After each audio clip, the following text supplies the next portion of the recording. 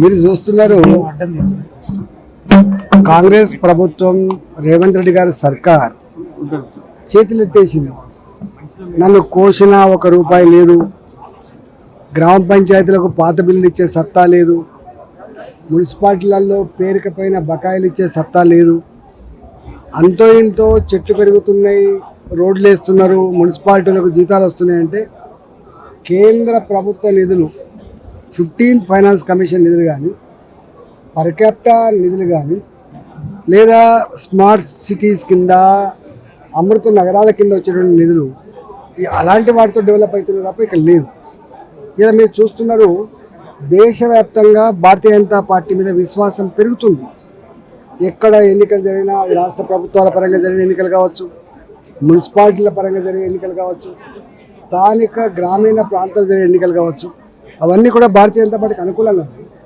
ఇవాళ భారతీయ జనతా పార్టీ పట్టణ ప్రాంతాల్లో అనేక సంవత్సరాలుగా తన యొక్క శక్తి సత్తా ఏందో తెలుసు కాబట్టి డెఫినెట్గా ఈసారి తెలంగాణ రాష్ట్రంలో మున్సిపాలిటీలలో కాషాయ జెండా ఎగిరేయాలని భారతీయ జనతా పార్టీని గెలిపించుకునే సంకల్పంలో భాగమే ఇలా విజయ సంకల్ప సభ అనే విషయం మనం మర్చిపోవాలి.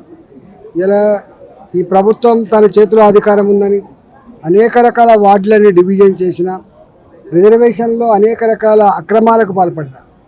ఇవాళ ఒకరున్న దగ్గర వాళ్ళకి ఇవ్వకుండా ఇంకోరికి ఇవ్వడం జరిగినా కూడా భారతీయ జనతా పార్టీ ఇవాళ ప్లాన్తో గత 15-20 రోజుల పాటు సమైక్యంగా కొట్లాడి గెలిచే ప్రయత్నం చేస్తుంది. సార్, మెగా సిటీపై మీ అభిప్రాయం ఏంటి సార్? అంటే మున్సిపాలిటీలను కార్పొరేషన్లు విలీనం చేస్తుంది జిహెచ్ఎంసీలో, వాటిపై మీ అభిప్రాయం సార్?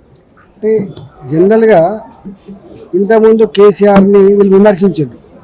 తాత జాగీర్ లాగా ఎవరిని కన్సల్ట్ చేయకుండా, పార్టీలను లెక్క చేయకుండా, ప్రజాపతిని లెక్క చేయకుండా చేసినది చెప్తుండ్రు. ఇవాళ ఈ ప్రభుత్వం కూడా ఎమ్మెల్యేలు కానీ ఎంపీలు కానీ స్థానిక నాయకుల నుంచి వెళ్ళి కొన్ని ఏమైనా సూచనలు కానీ సలహాలు కానీ స్వీకరించే ప్రయత్నం చేయండి.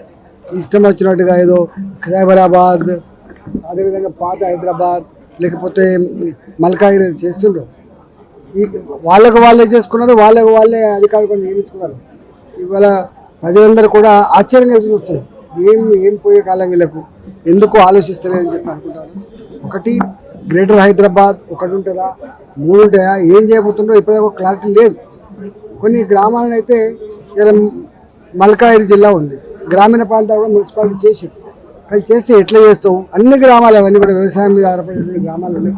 బట్ ట్యాక్స్ విధానం ఎట్లుంటుంది, రేపు పరిపాలన విధానం ఎట్లుంటుంది, వాళ్ళకైనా భారం పడుతుందా, వాళ్ళకైనా నిధులు ఉంటాయా, ఇవన్నిటి పట్ల ప్రభుత్వం సమాధానం చెప్పాల్సి ఎక్కడ ఉంది.